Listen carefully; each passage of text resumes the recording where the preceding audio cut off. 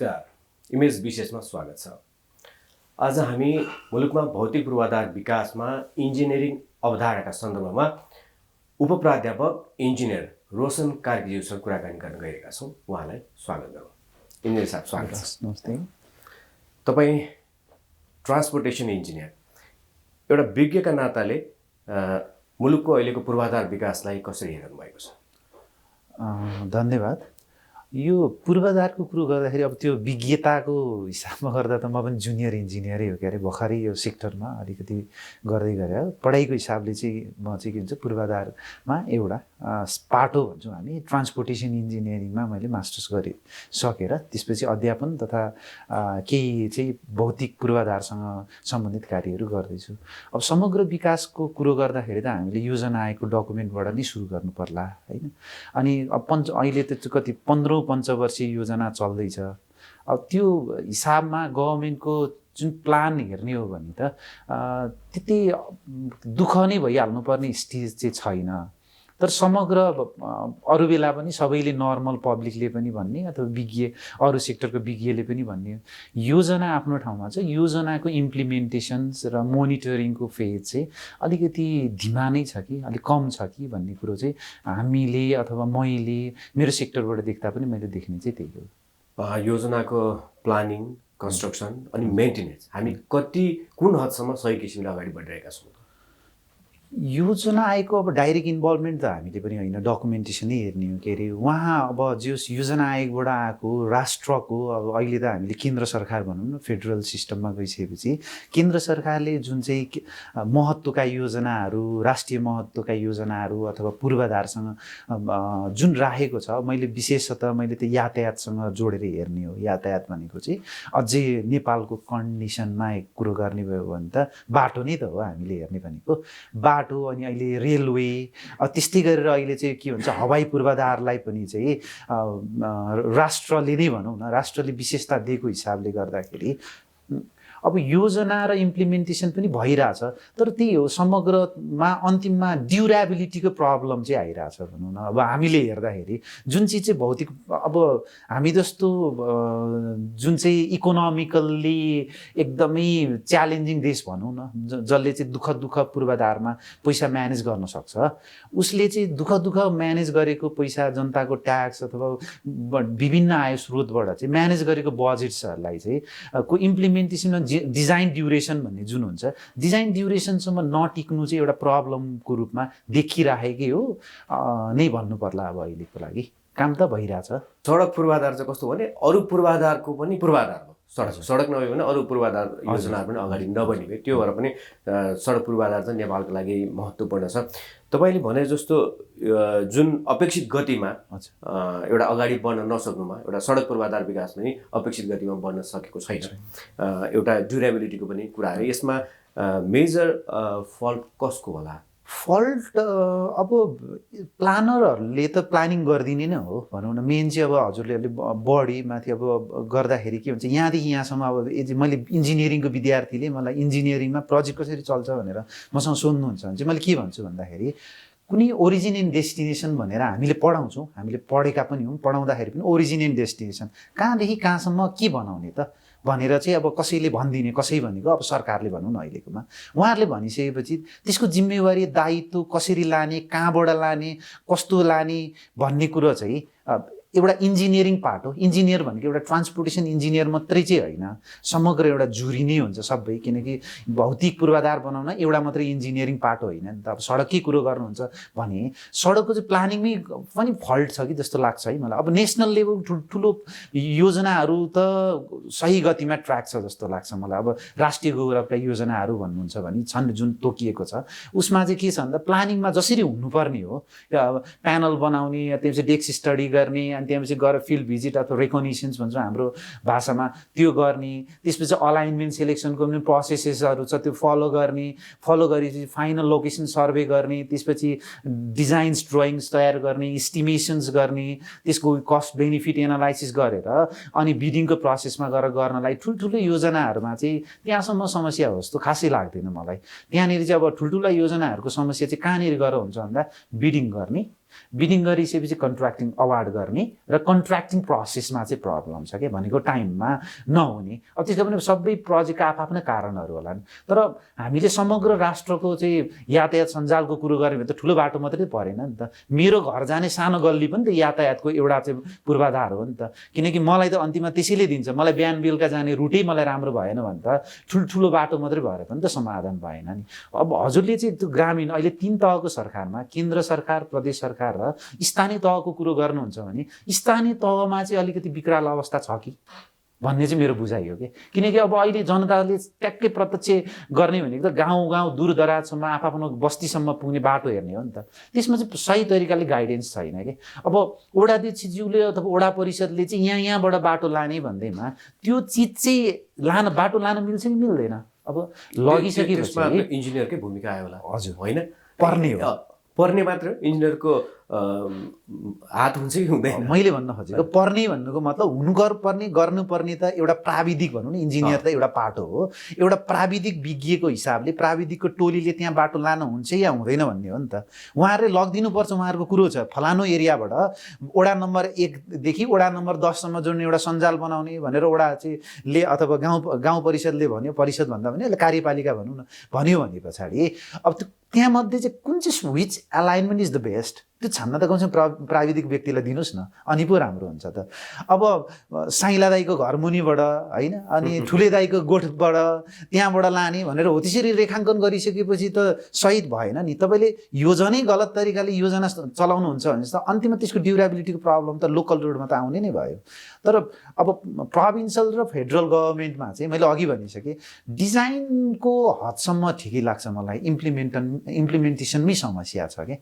अब त्यो चाहिँ कसरी गर्ने भनेर मसँग पनि ट्याक्कै उत्तर चाहिँ भएन। प्लानिङहरूमा चाहिँ एक हदसम्म इन्जिनियरहरू बाइपास पनि भएका छन् जस्तो कुरो बुझ्यो होइन तपाईँको उसमा। त्यसपछि इम्प्लिमेन्टेसनमा त फेरि इन्जिनियरै चाहियो होइन? हजुर। अनि त्यसपछिको इम्प्लिमेन्टेसन फेजमा चाहिँ उनीहरूको भूमिका कस्तो हुन्छ? तपाईँले जुन अध्ययन गर्नुभयो, अध्यापन गराउँदै हुनुभएको छ, त्यही अनुसार व्यवहार त लागू भएको छ, उनीहरूको भूमिका त्यत्तिकै सशक्त छ छैन? यस्तो हुन्छ, अब सशक्त भन्दा पनि होइन, यस्तो काम गर्ने इन्जिनियरहरूले त काम गरि नै राख्नु भएको छ, नगर्ने भन्ने त होइन। अब मेरो साथीहरू, कतिपय साथीहरू चाहिँ गभर्मेन्ट एजेन्सीमा हुनुहुन्छ, अब जस्तै सडक विभाग, सिँचाइ विभाग, खानेपानी विभागतिर हुनुहुन्छ। समस्या हाम्रो उहाँहरूको समस्या। अब मैले सरकारी पनि अनुभव हासिल गरिसक्नुभयो। म नगरपालिकामा काम गरेको हिसाबले गर्दाखेरि त त्यहाँ पनि समस्या छ। किनकि नगरपालिकामा म एउटा नगरपालिकामा चाहिँ एउटै मात्रै इन्जिनियर थिएँ क्या म। अनि हजुरको त्यो नगरपालिकाले चाहिँ टोटल सानो ठुलो सबै बजेट गर्दाखेरि लगभग 500 योजना प्रत्येक वर्ष चलाउनुहुन्थ्यो भन्यो। त्यो कार्यपालिका अन्तर्गत त्यतिवटा योजना हुन्थ्यो। म एउटा इन्जिनियर थिएँ। अब मेरोमा फेरि योजना मात्रै होइन, मैले योजना, भौतिक योजना पनि हेर्नुपर्ने, हजुरको मैले घर नक्सा पनि हेरिदिनु पर्ने, अनि कन्फ्लिक्ट म्यानेजमेन्ट पनि मेरै पाटोमा पर्थ्यो कि। भनेपछि काहीँ मुद्दा मामिला पऱ्यो भने मुद्दा मिलाउन पनि मै हिँड्नुपर्ने, घर ठिक बनाउनु भएन हेर्न पनि म जानु पर्ने, डिजाइन पनि चेक गर्नुपर्ने। अनि 500 योजना ठिक भयो कि भएन हेर्नु गर्दाखेरि जनशक्तिको अभाव पनि चलिरहेछ। हजुरले भने जस्तो त्यहाँनिर तत्त ठाउँमा चाहिँ के हुन्छ भन्दाखेरि जनशक्ति पनि अलिक कम भयो कि। हजुरले भने जस्तै निक्लिँदा त निक्लिने हो। अनि अर्को कुरो चाहिँ हजुरले भनेको एउटा कुरो चाहिँ कहाँनिर मलाई अहिले ठिक लाग्यो भन्नुहुन्छ नि, भर्खर रिसेन्ट ग्रेजुएट हुनुहुन्छ नि त, रिसेन्ट ग्रेजुएटलाई हामीले कसरी चाहिँ ट्रेन गरिरहेछौँ अहिलेको सिलेबसमा भने सबै सेक्टरको नलेज दिन खोजिरहेछौँ कि। सिँचाइको पनि दिन्छौँ, खानेपानीको पनि दिन्छौँ, अब रोडको पनि दिन्छौँ, हामीले अरू पनि म्यानेजमेन्टको पनि दिन्छौँ, प्रोक्युरमेन्ट प्रोसेसको पनि उहाँहरूलाई दिन्छौँ। तर कसरी दिन्छौँ? खण्ड खण्ड गरेर दिन्छौँ कि। तर संसार त खण्डीकृत त छैन। संसारमा आइसकेपछि त मिक्स हुनु पऱ्यो नि त, टाइअप भएर एउटै प्रोसेसमा आउनु पऱ्यो। त्यो प्रोसेसमा उहाँहरूलाई जानलाई अलिक समस्या छ। अब जस्तै मेरै कुरो गर्नुहुन्छ भने म पनि त्यो एक्सपिरियन्स भएको होइन, मलाई कसैले ट्रेनिङ पनि दिनु भएन। नगरपालिकामा रिक्रुट भएँ, गएँ, म काम गरेँ, मैले त्यहीँ सिक्नु पऱ्यो कि। भनेको ट्रेनिङको अभाव पनि छ हजुरलाई। एउटा सिनियरले जुनियरलाई जुन ट्रेनिङ दिनुपर्छ नि, त्यो अभाव पनि चाहिँ इन्स्टिट्युसनमा देखिन्छ। जस्तो एउटा सिम्पल इक्जाम्पलकै रूपमा हजुरले प्रशासनमा अधिकृत निकाल्नु भयो भने, अब ठ्याक्कै मलाई डाटा याद भएन, 9 महिना या वर्ष दिनको उहाँहरूले चाहिँ स्टाफ कलेजमा ट्रेनिङ गर्नुहुन्छ होइन। एउटा इन्जिनियरिङ ग्रेजुएट चाहिँ सरकारी सेवामा जानुभयो भने उहाँहरूलाई हप्ता 10 दिनको मात्रै ट्रेनिङ दिन्छ। अब त्यही विभेद छ नि त, त्यसलाई भन्दा त विभेद पनि त भन्न सकियो नि त। कोही मान्छेलाई चाहिँ नन टेक्निकल मान्छेलाई चाहिँ 9 महिना सिकाइन्छ प्रशासन कसरी चलाउने भनेर, अनि एउटा इन्जिनियरलाई चाहिँ हप्ता दिन चलाएर त देश हाँक्दै त्यो अफिस हाँक्दै भन्दा त अलिक मिलेन होला नि त। त्यो पनि प्राविधिक हिसाबले विज्ञ भनेर होला नि। किनभने मेडिकल र इन्जिनियरिङमा चाहिँ केही वर्ष अगाडिसम्म नेपालको शिक्षामा मेडिकल शिक्षा र इन्जिनियरिङ शिक्षा जुन पुल्चोक इन्जिनियरिङ कलेजबाट उत्पादन हुन्थ्यो ती इन्जिनियरहरू चाहिँ त्यो शिक्षा चाहिँ उत्कृष्ट छ भन्थे। अहिले कस्तो छ, कति इन्जिनियर प्रोडक्सन भइरहेको छ, उनीहरूको स्तर कस्तो छ? यस्तो हो, अब हजुरले भनेको कुरो ट्रेनिङ दिनु पर्दैन भन्ने होइन। हामी सबैभन्दा बेसी ट्रेनिङ त डाक्टर र इन्जिनियरलाई नै चाहिन्छ। हेर्नुहोस्, डाक्टरको लागि त झन् के हुन्छ भने त मेडिकल सेक्टरमा त नयाँ नयाँ टेक्नोलोजी त आइरहेछ नि त। हरेक तपाईँ र म बोल्दै गर्दा पनि कसैले नयाँ एउटा टेक्नोलोजी ल्याइसक्नु भएको छ कि भनेपछि टेक्नोलोजी फ्रेन्डली त हुनु पऱ्यो नि त। अब एउटा इन्जिनियरको पनि त्यही हो नि त। अब अहिले विदेशमा चाहिँ क्यापिटल इन्टेन्सिभ भन्छौँ हामी, दुईवटा टर्मिनोलोजी युज गर्छौँ, labour intensive, capital intensive. Labour intensive भनेको चाहिँ लेबरहरू लगाएर भनौँ न, मान्छे नै जनश्रम नै युज गरेर गर्ने। क्यापिटल इन्टेन्सिभ भनेको चाहिँ आर्टिफिसियल इन्टेलिजेन्स या अरू ठुल्ठुला सामानहरू गरेर तपाईँले कन्स्ट्रक्सन गर्नुभयो भने त्यसलाई क्यापिटल इन्टेन्सिभ। अहिले हामीले गफ चाहिँ कहाँ गर्छौँ भन्दा समृद्ध देशका गर्छौँ। समृद्ध देशमा बाटो यस्तो बन्यो, अनि भौतिक पूर्वाधार यस्तो छ, फ्लाइओभर यस्तो छ भनेर भन्छौँ। तर समृद्ध मुलुक समृद्धि हुनलाई के कुन पाथमा हिँड्ने त्यो चाहिँ छैन क्या। हामी अल्टिमेट आउटपुट चाहिँ हेऱ्यौँ तर प्रोसेस त हेरेनौँ नि त। अनि हामीलाई पनि चाहिएको छ समृद्धि, एकै लेभलचोटि त्यहाँको समृद्धि चाहिएको छ। तर समृद्ध मुलुकले एउटा इन्जिनियरिङ एउटा प्राविधिक सेक्टरमा के इनपुट दिनुभयो त आजको स्टेजसम्म पुग्नलाई? किनकि राम्रो खाले पुल बनाउने भनेको त एउटा राम्रो खालको इन्जिनियरलाई ट्रेन गरेर, किनकि डिजाइन पनि उहाँले गर्नुहुन्छ, सर्वे पनि अथवा इन्जिनियर नगरे पनि टेक्निकल क्लस्टर त त्यही हो, उहाँले गर्नुहुन्छ, इम्प्लिमेन्ट पनि उहाँले गर्नुहुन्छ, भोलि बिग्रियो भने मेन्टेन पनि त उहाँले नै गर्नुहुन्छ नि त। भनेपछि उहाँहरूलाई चाहिँ के हुन्छ, टेक्नोलोजिकल रिभोल्युसन हुँदै जाने भएकोले गर्दा नयाँ नयाँ ट्रेनिङको आवश्यक छ। हजुरको अर्को क्वेसन चाहिँ कति उत्पादन हुन्छ, कस्तो क्वालिटी, विकासको स्तर मापन गर्दाखेरि त्यो देशको विकासको स्तर मापन गर्दाखेरि त्यो देशमा इन्जिनियरहरू कति उत्पादन हुन्छन् र कति रोजगारहरू हुन्छन्, कति रोजगारी पाउँछन् भन्ने पनि भनिन्छ। त्यो अनुसार इन्जिनियरहरू उत्पादन भइरहेका छन् छैनन्, उनीहरू उत्साही छन् कि छैनन् भन्दा खोजेको। अब कस्तो गाह्रो समस्या रह्यो कि अब यसमा चाहिँ। अब हजुरले एफिलिएसनको कुरो र इन्जिनियरिङ कलेजको कुरो अहिले गर्नुहुन्छ भने चाहिँ देशभरि धेरै ठाउँ इन्जिनियरिङ कलेजहरू पाउनुहुन्छ। अब हजुरले अहिले म त्रिभुवन युनिभर्सिटी सङ्ख्या चाहिँ दिनानुदिन बढी नै रहेछ। अनि अब म अहिले पुल्चोक क्याम्पसमा चाहिँ इन्भल्भ भएकोले गर्दा पुल्चोक क्याम्पसमा लगभग सबै विधा गरेर, अब म त सिभिल भएँ, सिभिल लगायत अरू विधा गरेर लगभग 600 हाराहारीमा चाहिँ एक वर्षमा नयाँ इन्टेक लिन्छौँ। भन्नुको मतलब पास आउट पनि त्यही ट्रेनमा भइरहेछौँ। अब यो त पुल्चोकको मात्रै कथा भयो। त्यस्तै गरी पुल्चोकका 4वटा आङ्गिक छन्। अब अहिले त बढ्दै पनि गएको छ, के अरे थापाथली पनि भयो, धरानमा एउटा छ, एउटा पोखरामा छ, चितवनमा खोल्दैछ। अब अहिले चाहिँ के अरे भर्खरै अहिले मैले डिन सरकोबाट न्युज पढेको थिएँ, डिन कार्यालयकोबाट सुर्खेतमा पनि खुल्दैछ भनेर। यसरी दिनानुदिन रूपमा खुल्दैछ। तर हजुरले क्वालिटीको स्तरको कुरो गर्नुहुन्छ भन्दाखेरि पहिला थियो होइन, अहिले त्यो अनुसार समयअनुसार अब तपाईँले भन्नुभयो नि क्यापिटल इन्टेन्सिभ भन्नुभयो, त्यो अनुसार हामीले जुन सोच राखेका छौँ त्यो अनुसार दक्ष इन्जिनियरहरू उत्पादन भइरहेको छ समयको गति अनुसार। हामीले दक्षताको हिसाबमा जुन सिलेबस डिजाइन गरेका छौँ, सिलेबसको हिसाबमा हामीले मान्छे त निकाल्छौँ, तर त्यो सिलेबस नै रिभ्यू गर्नुपर्ने हो कि? किनकि अहिलेको जमानामा त्यो हामीसँग बेला भन्छ थ्योरिटिकल र प्र्याक्टिकलको तालमेल मिलेन भनेर हजुरले पनि सुनिराख्नुहुन्छ।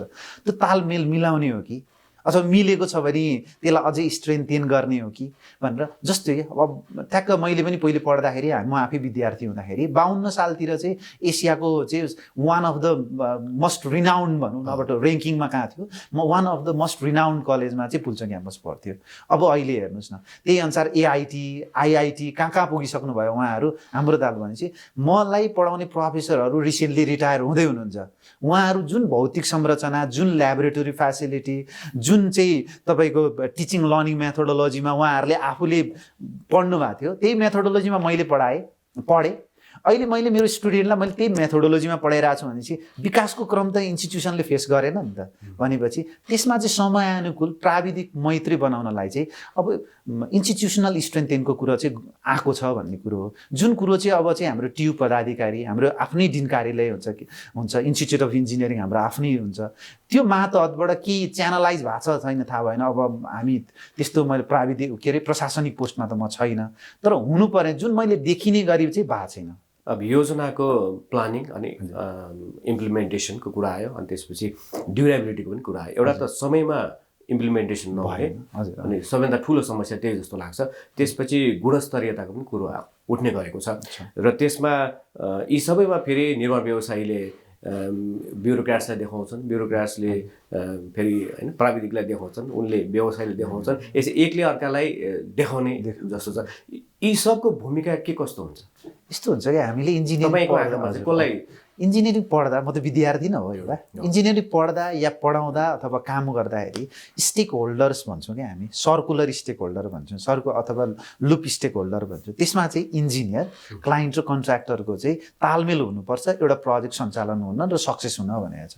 हजुरले जसको नाम लिनुभयो सबै उहाँहरू स्टेक होल्डर हो। उहाँहरूमध्ये एउटा एजेन्सी मात्रै चाहिँ फल्ट भयो भने त्यो प्रोजेक्ट फेलियरमा जान्छ। स्टेक होल्डर एउटा एकले अर्कोलाई दोषारोपण गर्ने प्रवृत्ति छ। हुनु चाहिँ के पर्थ्यो भन्दाखेरि एकले अर्कोलाई सहयोग गर्दै अगाडि बढ्नु पर्थ्यो। अब कन्ट्र्याक्टरलाई समस्या छ भने त्यो समस्याको समाधान कसरी गर्ने भनेर क्लाइन्ट र कन्सल्टेन्टले विचार गरिदिनु पर्ने थियो। यहाँ के भइदिरहेछ भन्दा काम भइदिरहेछ अनि हजुरले भने चाहिँ ड्युरेबिलिटीको समस्या आइरहेछ अनि समस्या कसलाई थुपार्ने भन्दाखेरि तपाईँले भने जस्तो उसले उसलाई भन्दा अल्टिमेट चाहिँ क्वालिटीमा प्रब्लम आइरहेछ। मैले देखेको क्वालिटीको प्रब्लम चाहिँ हेर्नुहोस् है, किनकि हाम्रो सबै ऐन र सिस्टमले के भन्छ भन्दा कुनै पनि चिजको गुणस्तर यता कायम नहुन्जेलसम्म त्यसलाई पास गर्न पाइँदैन, बिलिङ गर्न पाइँदैन भन्छ। गुणस्तरीय त मापन हुनु पऱ्यो नि। अब पास भनेपछि गुणस्तरीय मापन चाहिँ कसले गर्छ भन्दा ल्याबोरेटरी रिपोर्टले। कुनै चिज ठिक छ छैन भनेर मेरो आँखाले मात्रै हेरेर त सम्भव भएन नि। एउटा ल्याबोरेटरी रिपोर्ट, अर्को चाहिँ इन्सपेक्सन बाई फिल्ड। मैले फिल्डमा जाने ठिक छ कि छैन, स्ट्यान्डर्ड प्रोसेस फलो गरेको छ कि छैन। कहिलेकाहीँ स्ट्यान्डर्ड प्रोसेसै फलो गर्दाखेरि पनि भनेको क्वालिटी एचिभ हुँदैन भनेपछि ल्याब रिपोर्ट चाहियो। अहिलेको समस्या नै मलाई चाहिँ ल्याबोरेटरी लाग्छ कि अब कतिपय ल्याबोरेटरीले दिएको रिपोर्ट नै मलाई शङ्का लाग्छ कि अब हुन त उहाँहरूले तल के लेखिदिनुहुन्छ एउटा लाइन सजिलो छ, the report provided is based on the sample representative sample provided by the client भन्दै हुन्छ। मैले त्यसको अर्थ चाहिँ के भयो त, मलाई जे स्याम्पल दिनुभएको छ त्यो स्याम्पलको आधारमा मैले गरिदिएँ भन्नुभएको छ। त्यो स्याम्पलै फिल्डको हो कि होइन त्यो तालमेल मिलिरहेको छैन कि। उहाँले दिएको रिपोर्ट राम्रो छ, फिल्डमा टिकिरहेको छैन भन्दा शङ्का नै चाहिँ के भयो भन्दाखेरि जुन स्याम्पलिङ हुनुपर्ने त्यो चिज स्याम्पलिङ भइरहेको छैन कि। अब जुन चिज स्याम्पलिङ भएको छैन अनि तपाईँले अर्को स्याम्पलबाट तपाईँले बिलिङ बनाउनुहुन्छ भने त्यो बाटो त टिक्दैन नि, त्यो घर पनि टिक्दैन नि त। समस्या चाहिँ क्वालिटीमा, त्यहाँले क्वालिटी कन्ट्रोलमा आइरहेछ कि अहिले। ठ्याक्क हजुरले भनेको कुरो गर्दा जस्तै बाटोकै कुरो, अब कहिलेकाहीँ चाहिँ घर बनाउँदा वालिङकै कुराहरू आउलान् भन्दाखेरि क्वालिटी एसुरेन्स प्लान भन्ने हुन्छ। क्वालिटी एसुरेन्स प्लान र क्वालिटी इन्सपेक्सनमै समस्या छ कि अहिले भनेर त्यो चाहिँ हेर्नु। अब त्यो कसले हेर्नु भन्दा सरकारी इन्जिनियरले नै हो हेर्ने फेरि, किनकि सरकारको लाइन अफ एजेन्सी त उहाँ हो नि, प्रधानमन्त्रीज्यू आफै गरेर त खोतल्ने होइन नि त। भने जुन मान्छेलाई नेपाल सरकारले तोकेर राखेको छ उहाँले गएर हेर्नु पऱ्यो नि। जस्तो मलाई कुरो गर्नुहुन्छ भने मलाई विद्यार्थी पढाऊ अनि राम्रो तरिकाले चाहिँ गाइड गर अनि त्यो विद्यार्थीले ठिक भयो भएन हेर भनेपछि त मैले गएर क्लास लिने, सही तरिकाले इभ्यालुएसन गर्ने अनि सही तरिकाले मार्किङ गऱ्यो भने न अनि बल्ल प्रोडक्सन राम्रो निक्लिन्छ। सेम त्यही कुरो चाहिँ त हजुरको कन्स्ट्रक्सन इन्डस्ट्रीमा हुनुपर्छ।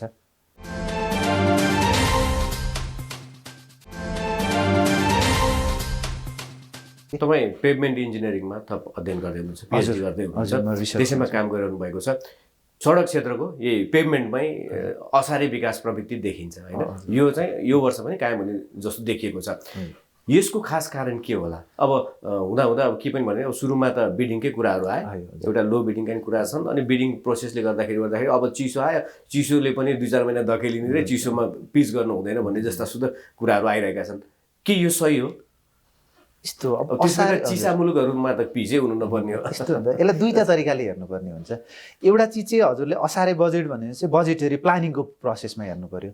अर्को कुरो चाहिँ हजुरले पानी र चिसोमा गर्नुहुन्छ कि हुँदैन भन्ने चाहिँ टेक्निकल एस्पेक्टले हेर्नु पर्यो, दुईवटा एस्पेक्टले हेर्नु पर्यो। अब हजुरले प्लानिङ एस्पेक्टमा जाउँ है त, पहिले असारे बजेटको कुरो गरौँ। असारमा पिच हुन्छ, के कारणले असारमा पिच गराउन बाध्य गराइरहेछ भन्दा हाम्रो आर्थिक वर्ष चाहिँ असारमा सकिरहेछ, त्यही भएर चाहिँ असारै पिच भइरहेछन् हो। त्यो हामीलाई थाहा छ नि त, हरेक वर्ष थाहा छ नि त हजुरलाई होइन, असारमा पिच भइरहेछ। त्यसमा पिचै गर्न नदिउँ न त, वैशाखदेखि पछाडि पिच गर्न चाहिँ सरकारले नपाइने भनेर भन्दै पनि त हुन्छ नि त। अथवा वैशाखभन्दा पछाडि ठेक्का नखोल्ने, सरकारले आफूले ठेक्का चाहिँ लगेर त हजुरको चैत र के भने मा लगाइदिने अनि ठेकदार बिचराले चाहिँ जेठ असारमा काम नगरे पैसा कहाँबाट लिने, किनकि असार 31 गते त हाम्रो त आर्थिक वर्ष त टर्मिनेट हुन्छ। एउटा प्रब्लम चाहिँ हाम्रो त्यो प्रोक्युरमेन्ट प्रोसेस अनि अर्को हाम्रो चाहिँ फिस्कल इयरको इन्डिङमा पनि प्रोसेस छ। तर हुनुपर्ने के थियो म हजुरलाई भन्छु हेर्नुहोस् है, योचोटि काहीँ ठाउँमा तपाईँले पेमेन्ट बनाउने भनेर यो ठाउँमा प्लानिङ गरेर होइन नि त। प्लानिङ त तपाईँले अर्को साल के गर्ने भने यो वर्ष गर्ने हो नि। त्यही भएर प्री प्लान भनेको त्यो हो नि त। मैले अर्को वर्ष कहाँ कहाँ गर्ने भने सरकारमा पनि प्रब्लम छ नि त। अर्को साल विकास कहाँ कहाँ गर्ने भने यो साल प्लानिङ र प्रोजेक्टको प्रायोरिटाइजेसन गरेर लिस्टिङ बनाउने, अनि हाम्रो चाहिँ जेठ 15 को बजेट भाषणमा त्यही प्रायोरिटी अर्डरमा चाहिँ बजेट हालिदिने भए त हाम्रो ठेक्का त साउनमै लाग्ने भयो नि, होइन र? हजुरको प्रोजेक्ट डिक्लेयर छ, डिजाइन भएर रेडी भएर फाइलमा बसेको छ। अब हाम्रो नेपाल सरकारले बजेट दिनुभयो भन्दाखेरि त बजेट कहिले भन्छ असार साउन 1 गतेबाट लागू हुनसक्छ। 1 महिना ढिलो भनिदिउँ न भने चाहिँ साउन भदौ 1 गते त ठेका लाउन सकिन्छ। 35 दिने ठेका लाग्यो भने पनि असोज 1 गते, असोजको 15-20मा त ठेका लाग्यो नि भन्दाखेरि त्यो काम त हजुरको चैतसम्म त सकिन्छ नि त। पहिलो कुरो त बजेटरी प्रोभिजनै गलत छ। बजेटै हजुरको असारमा आएपछि अनि बल्ल डिजाइन गर्नु, डिजाइन गर्नलाई 2-4 महिना लागि नै हाल्छ, किनकि भन्ने बित्तिकै हुँदैन। त्यो गर्नु पऱ्यो, त्यसपछि टेन्डरिङमा जानु पऱ्यो। गर्दाखेरि साउन भदौ असोज कार्तिक मङ्सिर पुससम्म त हजुरको लगभग टेन्डरिङमै सकिन्छ। त्यसपछि जाडो बढिदिन्छ। अनि कहिलेकाहीँ चाहिँ हजुरको ढिला भयो अथवा केही प्रब्लम भयो भने त त्यो टेन्डर त घुमेर वैशाखमै पुग्यो नि त। वैशाखमा भएको टेन्डर अनि चाहिँ असारमा काम नभएर कहिले हुन्छ हजुर भन्नु त? त्यो भनिदिँदा इन्जिनियरले जहिले ठेलेर चाहिँ असारमा पुऱ्यायो भनिन्छ। तर त्यो मात्रै पनि होइन, इन्जिनियरको मात्रै फल्ट होइन, समग्र पोलिसीले पनि विचार गर्नु पऱ्यो नि त कता हुन्छ भन्ने कुरो एउटा कुरो। अब अर्को हजुरले उठाउनु भएको कुरो चाहिँ पानी परेको सिजनमा र जाडोमा पेमेन्ट बनाउनु हुन्छ कि हुँदैन भन्ने। पेमेन्ट बनाउनलाई च्यालेन्जेस हुन्छ। पेमेन्ट भनेर हामी के भन्छौँ भन्दाखेरि अब हजुरले कालोपत्रै भन्नुभयो होला अहिले पेमेन्ट भनेर। अरू पेमेन्टको काम गर्नलाई सजिलो छ। पेमेन्ट भनेको चाहिँ तपाईँले भइरहेको अहिले भूधरातलमा गाडी अथवा कुनै प्रयोजनका लागि केही कुदाउनको लागि त्यसलाई सम्माएर त्यो माथि कुनै लेयर थप्नुहुन्छ जसको चाहिँ के हुन्छ भार वहन क्षमता बढाइदिनुहुन्छ। नेपालीमा हामी, अङ्ग्रेजीमा हामी त्यसलाई लोड बियरिङ भन्छौँ, होइन? क्यापासिटी अथवा बियरिङ क्यापासिटी अथवा भार लिने क्षमता बढाइदिनुहुन्छ नि, त्यो पेमेन्टको प्रोसेस हो। पेमेन्टको प्रोसेस अरू बेला जतिखेर पनि गर्न सकिन्छ, केही छैन। तर समस्या चाहिँ कहाँनिर हुन्छ भन्दा सबैभन्दा टप सर्फेसमा जहाँ गाडी कुद्छ, हामीले चलनचल्तीमा कसैले पिच भनिरहेछौँ, कसैले कालोपत्रे भनिरहेछौँ। त्यो हाल्दाखेरि चाहिँ के हुन्छ त्यसमा चाहिँ कालोपत्रेमा 2 खालको कालोपत्रे छ। त्यो पनि एउटा चाहिँ तताएर गर्नुपर्ने, एउटा चाहिँ नतताई पनि हाल्न मिल्छ, होइन? अब नेपालमा चलेको चाहिँ तताएर पगालेर गिटीसँग मिसाएर हाल्ने जुन भन्छौँ नि हामी त्यसलाई। अब त्यसका पनि प्रविधि धेरै प्रविधिहरू छन्। अहिले धेरै चलेको प्रविधि भनेको प्रिमिक्स भन्छ एउटा, अर्को चाहिँ अस्पाल्ट कङ्क्रिट भन्छ। काठमाडौँ जस्तो सहरहरूमा चाहिँ अस्पाल्ट कङ्क्रिटिङ चलिरहेछ। अस्पाल्ट कङ्क्रिटमा सबै चिजको रोल हुन्छ, तर समाउने चिज के हो त? जस्तै सिमेन्ट बिग्रियो भने हाम्रो ढलान बिग्रिन्छ। यो त सबै नर्मल पब्लिकलाई घर ढलान गर्दा पनि थाहा हुन्छ नि। त्यही हो, ठ्याक्कै त्यसैको अर्को भर्सन त हो। भनेपछि तपाईँले सिमेन्टको जस्तो रोल हुन्छ यहाँनिर आएर कालोपत्रेको ठ्याक्कै त्यही रोल हुन्छ। हजुरले त्यो कालोपत्रेलाई राम्ररी मिलाएर हाल्न सक्नु भएन भने त्यो दिगो विकास हुँदैन कि। झ्याम पानी परिरहेको बेला पनि गरिरहेको देखिन्छ, अनि कहिले चाहिँ चिसोमा पनि हुँदैन भने। अब म हजुरलाई टेम्परेचरको कुरा जान्छु है त। टेक्निकल्ली तपाईँले अस्पाल्ट पनि भन्छौँ, त्यसलाई बिटुमिन पनि भन्छौँ हामी, नेपालीमा अलकत्र भन्छौँ। टेक्निकल्ली कुरो गर्नुहुन्छ भने कुनै पनि अस्पातलाई बाटो बनाउने बेलामा 160 डिग्रीमा तताउनुहोस् भन्छ कि। 160 डिग्री या 170 को बिचमा। त्यसको बोइलिङ पोइन्ट लगभग 175 आसपास हुन्छ होला। भनेपछि त्यो टेम्परेचरमा तताउनुहोस्। त्यो त अब लिक्विड भयो नि, होइन? तरल भयो। त्यो तरलमा चाहिँ लगेर गिटी मिक्स गर्नुहोस्। अब त्यसको प्रविधि मैले अस्पाल्ट कङ्क्रिटको चाहिँ प्रविधि भन्दैछु। मिक्स गर्नुहोस्। मिक्स गरेपछि त अब त्यसमा त मिक्स रेडी भयो। त्यो मिक्स रेडी भएर तपाईँले अन्तिममा चाहिँ उहाँ फिल्डमा लगेर पिल्नु पऱ्यो नि, नपिल्नु त भएन। पिल्ने बेलामा चाहिँ के भन्छ भन्दाखेरि तताउनुहोस् 160 मा, लोड गर्नुहोस् ट्रकमा 150 सम्म लोड गर्नुहोस् भने चाहिँ 10 डिग्रीको भेरिएसन गर्नुहोस् र लगेर फिल्डमा कम्तीमा पनि 135 देखि 140 को डिग्री मेन्टेन गरेर पेल्नुहोस् भन्नुहुन्छ। अब हजुरले भनेको त दुईटै टेम्परेचरमा त्यो समस्या छ क्या। हजुरले त्यो अन्तिममा लगेर रोलिङ गर्दाको टेम्परेचरमा हजुरले कम्प्रोमाइज गर्नुभयो भने डिजाइन स्ट्रेन्थ आउँदैन। हजुरले भनेपछि त जाडोमा पनि 130 एचिभ गर्न एकदमै गाह्रो। गर्न सक्नुहुन्छ भने गर्नुहोस्, केही फरक परेन। पानीमा त फेरि अलकत्रको अर्को शत्रु चाहिँ भनेको पानी हो। पानीमा त हजुरहरूले हामीले नर्मली घरमा पनि पानीमा अलकत्र हाल्यो भने त पुरै लेयरै उकेर आउँछ नि, अझ कार्पेट उके जस्तो उकेर आउँछ नि। त्यो चाहिँ अर्को कुरो। यो दुईटाको तालमेल मिलाउनुपर्छ। नमिलाएर हाम्रो ठुलो बजेट चाहिँ खेर गइरहेछ। किनकि एकचोटि बनेको बाटो त कम्तीमा 5 वर्ष त टिक्नु पर्यो। त्यो नटिकेको अवस्था चाहिँ हो क्या। अब निर्माणमा कसरी सुधार गर्ने तपाईँका सुझाव के छन्? अब क्षमता छैन हाम्रो निर्माण व्यवसायको भनौँ भने, बिमस्टेक भयो, कोही विदेशी पाहुना आयो भने रातारात कायापलट हुन्छ, गरेका पनि छन्, होइन? अब त्यो क्षमता, त्यो गति चाहिँ हामी यति पछाडि छौँ कि हामी 24 घण्टा त्यो गतिमा काम गर्नुपर्ने हो हजुर। होइन। नेपालको विकासको क्रम चाहिँ पछाडि परे अनुसार चाहिँ हामीले त्यही क्रमले चाहिँ गर्नुपर्ने छ वारफिटिङमा, हजुर। तर त्यो भइरहेको छैन। त्यसको लागि निर्माणका लागि अब गुणस्तरीय निर्माणको लागि तपाईँको सुझाव के छ?